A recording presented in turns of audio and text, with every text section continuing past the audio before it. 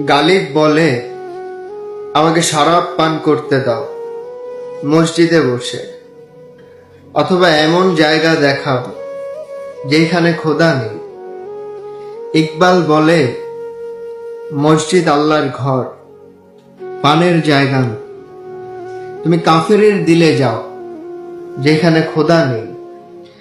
ফারাজ বলে, আমি কাফেরের দিল ঘুরে এসেছি, সেখানে খোদা আছে কিন্তু সে জানে না।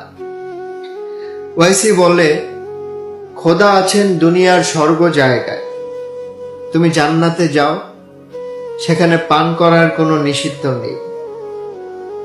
সাকি বলে, আমি পান করি দুনিয়ার দুঃখ ভুলে থাকতে, জান্নাতে কি দুঃখ আছে?